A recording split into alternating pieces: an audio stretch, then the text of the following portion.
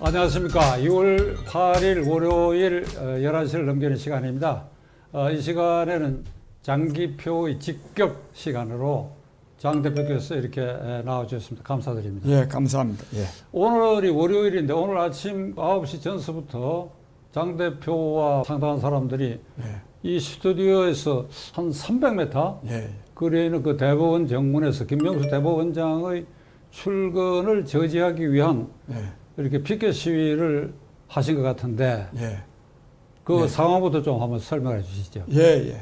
국민 여러분이 이미 알고 계시는 바와 같이 이 김명수 대법원장은 자기가 책임지고 있는 판사가 탄핵 소추를 당하도록 꿈 일부러 사표 수리를 하지 아니하고 또 그 과정에서 거짓말까지 한 일이 좀 드러났습니다. 국민 여러분, 이 판사는 절대로 거짓말을 하면 안 됩니다.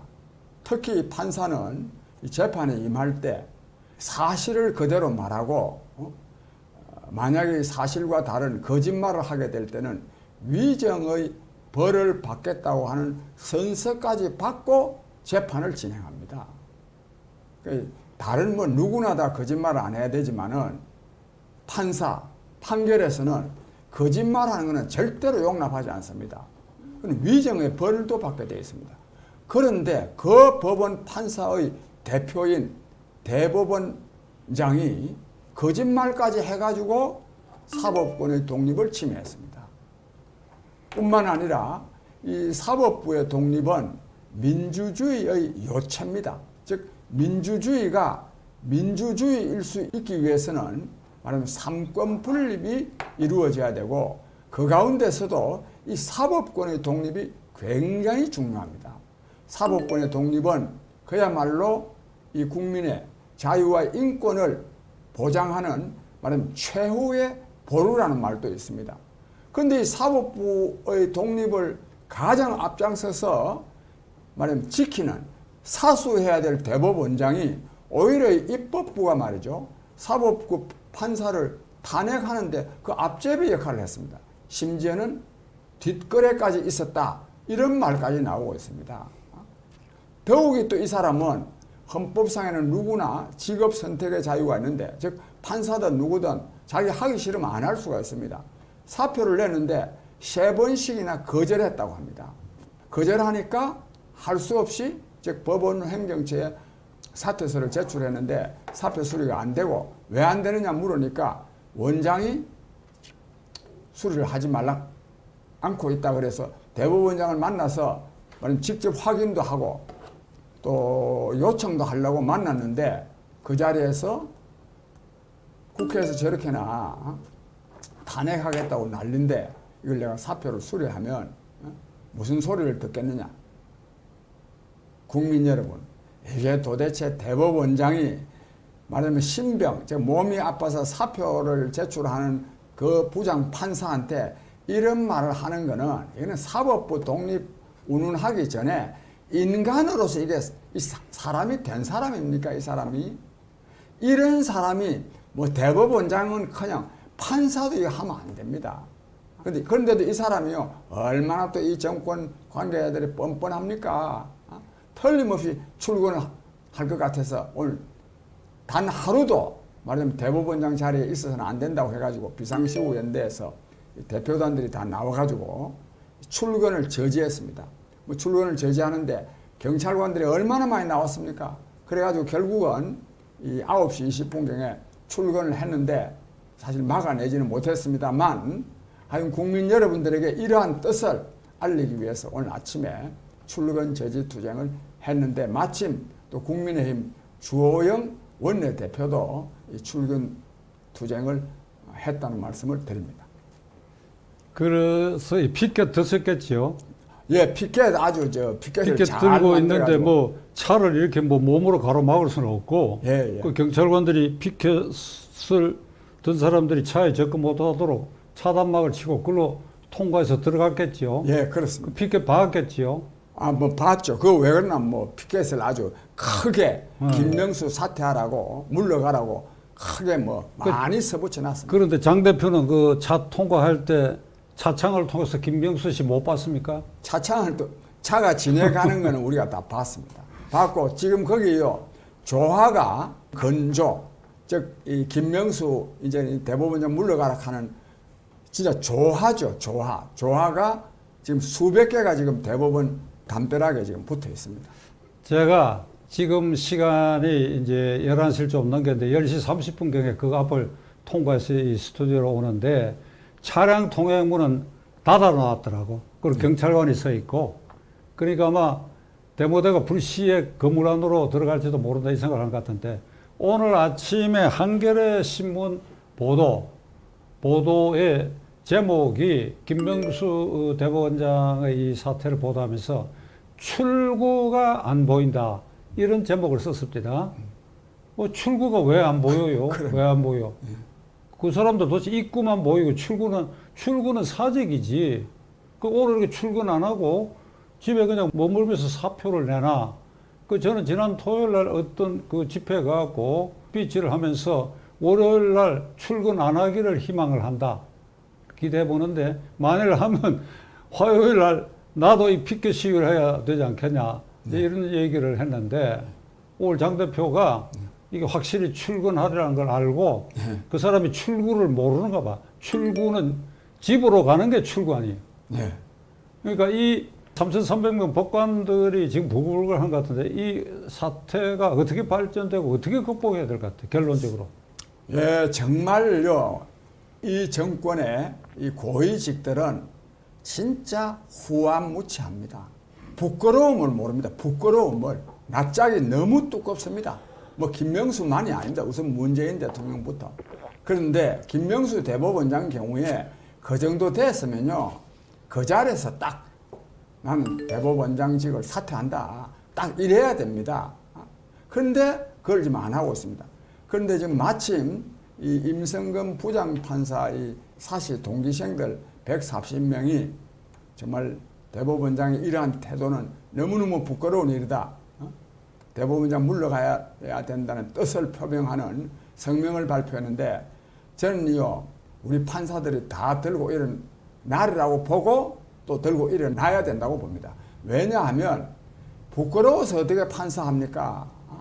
저런 대법원장은 판사들이 나서서 대법원장에서부터 물러나도록 만들어야 우리 판사들이 그나마 좀 권위를 좀 지킬 수가 있습니다. 대법원이 거짓말하는 대법원장을 그대로 두고요. 어떻게 피고인들에게 거짓말하지 말라고 법원에 가면 재판할 때 항상 거짓말이냐 참말이냐 이거 가리는 것이 법관들의 즉 재판관의 임무라 해도 과언이 아닙니다. 거짓말하는 대법원장을 그대로 두고 어떻게 피고인들한테 이 참말하라고 요구할 수 있습니까? 이런 점으로 봐서도 저는 곧 말하자면 3,300명 가까이 되는 이 법관들이 판사들이 대법원장 물러날 것을 요구하리라고 보고 뭐 안 그래도 이 사람은 더 이상 지탱할 수가 없지만은 그렇게 되면 절대로 지탱할 수가 없다고 생각합니다. 이 얘기가 나온 김에 장 대표의 법과대학교 10여 년 후배가 되지 김명수 대법원장이 장 대표의 서울법과대학 10여 년 후배가 되지 않습니까? 그러니까 대선배인데 그 선배 동기들도 연파짝 돌려갖고 면담 신청 어떻게 한번 해보시면 어때요? 오늘 오후쯤. 제가 개인적으로 장 대표에게 거래합니다. 예. 저도 그렇지만은 그동안에 저는 사실 오늘 아침에 우리 그 김태훈 변호사라고 있습니다. 비상시국 연대 공동대표이기도 한데 사실 이런 경우에 이 대법원장을 지냈거나 대법관을 지낸 분들이 좀 낯서야 됩니다. 그런데 별로 뭐 그렇지 못한데 앞으로 아마 낯서지 않겠냐고 그러는데 이 고위 법관들을 지낸 분들은 정말 법관들의 명예를 위해서도 이분에 좀 나서야 되고 또 나서리라고 기대하고 있습니다. 이렇게 되면 김명수 대법원장이 버티지를 못할 것입니다. 요 말씀 드리기 전에 누가 물러나라 뭐 마라 할 것 없이 정말 자존심이 있는 인간이라면 스스로 물러나야 된다고 생각합니다. 김병수 대법원장 저는 개인적으로 버티는 기간이 길수록 버티는 기간에 비례해서 그의 남은 생애의 명예는 더 크게 실추된다. 명예 실추가 버티는 기간하고 비례해서 더 확대되고 오래 갈 것이다. 그러니까 개인적 불행이 결국 오고 만다. 이 말씀을 드리고 싶고, 다음 화두로는 문화체육관광부 장관 후보에 오르고 있는 황희, 그 사람은 현역 의원인 것 같은데, 거기 뭐 개인적 생활비, 자녀 교육, 그 다음에 국회의원으로서 회기 중에 관용 여건으로 해외여행한 이런 아주 낯뜨거운 일들이 벌어지고 있는데, 그거 어떻게 판단하고 계십니까? 예, 저는 뭐 사실 황이라는 사람이 국회의원인 줄은 이분에 저는 알았는데, 참 옛날에 그 명재상 황희정성 이름이라서 황희정성만큼은 못 산다 하더라도 뭐 좀 따라가려고라도 좀 이름이 같으니까요. 뭐 좀 하려고 하지 않았을까 하는 생각도 얼핏 좀 해봤는데, 완전히 그냥 황희정성하고는 정반대의 생활을 한 사람입니다. 방금 말씀하셨지만 뭐 제일 지금 중요한 거는 한 달 생활비가 60만 원이었답니다. 1년에 720만 원. 그러면서도 자녀는 외국어 학교에 보낸다고 1년에 4,200만 원, 그 등록금만 4,200만 원이었답니다. 뿐만 아니라 해외여행을 또 뭐 5번이나 했는데 생활비 한 달에 60만 원밖에 안 썼다는 사람이 가족하고 해외여행을 뭐 무려 5번이나 하고, 그것도 또 관용 여건 쓰면 안 되는데 또 관용 여건을 또 쓰고, 특히 또 이 사람의 문제는 2016년도 국회의원 처음 됐을 때 재산 신고액이 8,400만 원이었답니다. 8,421만 원이었는데 금년에 지금 이 재산 신고한 거는 6억 8천만 원이랍니다. 국회의원 하면서 어떻게 이렇게 돈을 많이 모을 수 있습니까? 그래서 정말 이 사람은 이 부패의 원흉이라기보다 부패의 장본인이자 또 위선, 거짓말쟁이 또 표본입니다. 국민 여러분. 그런데 이 황희만 그렇습니까? 황희의원만? 이 정권이 다 그렇습니다. 이 정권이 문재인 정권의 고위 관료를 맡으려 그러면 이런 정도의 험결이 있어야 됩니다. 험이. 그래야 맹종하거든요. 국민 여러분. 이런 사람들이요, 장관을 맡아가지고 또 고위직을 맡아가지고 국정 운영을 제대로 할 수 있겠습니까, 이게? 그래서 이 황희 사건은 이 정권의 불법, 부패, 위선을 상징적으로 보여주는 사건이다. 저는 이렇게 생각하는데, 이런 것이 또 드러났으면, 이 정도 됐으면 청문회 할 필요도 없습니다. 스스로 물러나야 되고, 또 물러나지 않는다면 임명을, 즉 후보로서 임명을 취소해야 되는데, 이 보나마나요, 이 사람 지금 청문 보고서 야당의 반대로 채택되지 않을 텐데 안 돼도 또 임명합니다. 지금까지 뭐 27명인가 임명했다는데 아마 28번째 청문 보고서 없이 아마 임명하지 않을까 싶습니다. 결국 국민 여러분, 이런 정권은 국민의 힘으로 끝장내야 됩니다. 이 사람들은요, 자기네들이 잘못을 모릅니다. 뭘 잘못했는지 모릅니다. 왜냐하면 유유상종이니까. 다 똑같은 놈들끼리니까. 저끼리 앉으면은 뭐가 뭐 잘못했느냐 이게야. 이런 식으로 할 것인데, 이거는 결국은 국민의 힘으로 끝장내야 된다. 이런 생각이 듭니다. 문재인 정권 구성을 하고 있는 그 핵심, 이른바 586 주사파 세력을 비롯해서 지금 그 국회의원하고 있는 황해 의원이나 이런 사람들은 자칭 우리는 민주, 진보 정권의 주역들이라고 얘기합니다. 그래, 뭐 민주라는 말은 뭐 아무나 쓸 수 있다 하지만 진보라는 말 그 사람들 쓸 수 있습니까? 지금 우리 사회의 언론이나 이 일상 용어 중에 대단히 오용, 잘못 쓰여지고 있는 부분이 진보 보수입니다. 진보를 앞에 갖다 붙이면 그 진보가 정의를 상징하는 걸 되거든. 민주, 진보 정부, 정권? 그러면 진보라는 말이 개인적으로 이름 하나 들어야 되겠는데, 한명숙 전 총리 같은 사람 대부분 다 확정돼 가지고 진역 2년 살고 나왔는데 입으로 그럽니다. 우리는 민주 진보 정권의 주역들이라고 진보 정권. 그러니까 우리나라는 지금 좌우만 있지 진보가 없어요. 진보 깨끗해야 될 거 아닙니까? 안 깨끗하고 어떻게 진보라고 얘기해요? 자기들은 진보고 이쪽은 보수라고 얘기 안 하거든. 그러니까 너희들은 수구 꼴통 부정의 집단이라고 이렇게 하는데 썩기는 이쪽이 더 썩었잖아요. 지금 장 대표 말대로. 네.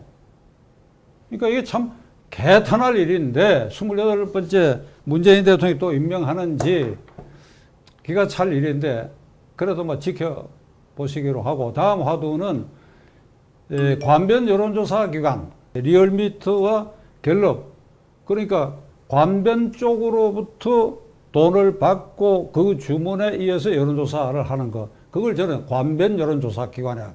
그 주문자가 정부 여당 쪽이니까 그 관변 여론조사 기관이라고 하는데 그 관변 여론조사 기관의 여론조사도 오늘 아침에 발표된 바에 의하면 문재인 대통령의 지지율이 상당히 떨어졌다. 이런 보도가 있었는데 장 대표 어떻게 생각하십니까? 예, 사실 방금 우리 박 대표님 말씀대로 이 여론조사 이거 뭐 별로 믿을 것이 못 됩니다. 우선 이 응답하는 사람이 5%도 안 됩니다. 5%도. 그러니까 전화 걸려와도 여론조사 기관에서 전화를 걸어와도 아유 나는 막 그런데 대답 안 하겠다 해가지고 끊어버리고 그 대답하는 사람이 100명 중에 5명밖에 안 됩니다. 뭐 그런 점도 또 있는데다가 또 이게 여론조사 여러 기관에 따라서 또 비위 맞춰지는 그런 조사고 해서 믿을 수가 없습니다. 사실 문재인 정부, 문재인 대통령 지지하는 사람이 한 40% 정도 나온다는데 뭐 제가 볼 때는 40%는 그냥 10%도 잘 안 될 것 같아요. 그러나 이런 점은 있습니다. 이것이요. 약간의 추세를 좀 반영하는 점은 있습니다. 그래서 오늘 아침에 이 여론조사 리얼미터 조사에 의하면은 전체적으로는 42%에서부터 39%, 약 3.5% 떨어졌는데 서울에서 무려 13%가 떨어졌습니다. 그러니까 문재인 대통령을 지지한다는 사람이 서울에서 13%나 떨어져 가지고 31%밖에 안 됐습니다. 이거는 이번에 지금 김명수 대법원장 문제라든지 이런 것 때문에 문재인 대통령에 대한 지지율이 떨어지고 있음을 말해주는 것입니다. 국민 여러분. 비록 관변 여론조사지만은 결국은 국민의 뜻, 이 국민의 힘이 결국은 힘의 원천입니다. 그러니까 국민이 직접 광화문 거리로 나오지 않는다 하더라도 이런 것을 반대하는 국민이 많을 때는 이 정권이 버텨낼 수가 없습니다. 저는 정말 모든 권력은 국민으로부터 나오고 국민을 이기는 정권은 저는 없다고 생각합니다. 그래서 결국은 국민 여러분들께서 이 문재인 정권을 끝장내는데 한 분 한 분이 내가 주인이다 하는 이런 의식으로 이 정권을 끝장내는데 동참해 주시기를 바랍니다. 이번 4월 7일 서울 부산시장 선거는 이 민주당 시장의 귀책 사유, 성추행 사건으로 선거가 치러지는데 이 경우에 민주당 당헌상으로는 후보를 못 내도록 돼 있는데 당헌을 개정을 했는데 그 개정 절차도 정족수에 미달이 된 거예요. 누가 이게 시비를 걸면 이것도 무효이고 또 문재인 대통령이 야당 대표 시절에 이런 일이 있을 때 우리 당 국민에게 책임지는 자세로 후보를 안 내겠다 해놓고 이번에 이렇게 후보를 내는데 이런 얘기를 했어요. 문재인 대통령이. 그건 당에서 당원들 뜻에 따라서 개정해서 하는 것이니까 이렇게 발뺌하듯이 물러서는 그러니까 이 선거에서 이 보궐선거는 투표율이 지금까지 역사적으로 저조하기 마련인데 이 정권의 폭정을 막기 위해서는 4월 7일에 서울 시민과 부산 시민 중 이 정권을 비판 반대하는 분들은 다 참가할 수 있도록 지금 장 대표 그걸 위해서 이렇게 아주 노력을 하고 계시고 이번 수요일 날도 집회를 하시죠? 예, 이번 수요일도 집회하고요. 특히 그 대법원 앞에서 저희 비상시국연대에서는 대법원 정문 앞에서 김명수 대법원장 출근 저지 투쟁을 앞으로 계속할 겁니다. 계속하고 집회 신고를 냈는데 처음에는 이제 경찰에서 집회를 허가했습니다.